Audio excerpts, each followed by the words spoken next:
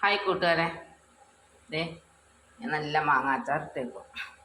ഇതാ എനിക്ക് നല്ല മൂവാണ്ട മാങ്ങ കിട്ടാനുണ്ട്. വാർക്കയുടെ മുകളിൽ തന്നെയുള്ളതാണ്. ഞാനൊരു വ്ലോഗ് ചെയ്തിട്ടുണ്ട് കേട്ടോ, കാണിച്ചു തരാം. അപ്പം ഈ മാങ്ങ എനിക്ക് കിട്ടിയിട്ടുണ്ടെങ്കിൽ ഞാൻ എന്നു വെച്ചിട്ടുണ്ടെങ്കിൽ ഇങ്ങനൊരു നീളത്തിൽ അരിഞ്ഞ് ഇത് ഫ്രീസറിൽ വെച്ചേക്കും. അപ്പോൾ എനിക്കൊരു 5-6 മാസത്തേക്കുള്ള മാങ്ങി. പിന്നെ അതാ ഉപ്പിലിട്ട് വയ്ക്കും. ഇങ്ങനെ ഉപ്പിലിട്ട് വീണ്ടും പാത്രങ്ങളിലാക്കുവാണ്.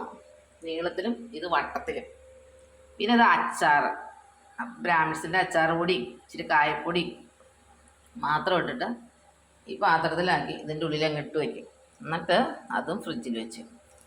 അപ്പോൾ ഒരു 3-4 മാസത്തേക്കുള്ള അച്ചാറായി വാങ്ങി. അപ്പോൾ ഇതൊക്കെയാണ് മാങ്ങാവിശേഷങ്ങൾ. വളരെ സിമ്പിളായിട്ട്. പിന്നെ ഡെയിലി കഴിക്കാനുള്ളതിലേക്ക് ഇച്ചിരി വെളിച്ചെണ്ണ കഴിച്ച് അങ്ങനെ ഇങ്ങോട്ട് കഴിക്കും. അങ്ങനെയൊക്കെയാണ് ഞാൻ അച്ചാർ ഉണ്ടാക്കുന്നത്. ഈ ചോനോടുകൂടി തന്നെ ഇത് അച്ചാർ ഇടുന്നതുകൊണ്ട് ഈ അച്ചാറിന് ഭയങ്കര ടേസ്റ്റാണ്. ഓക്കെ.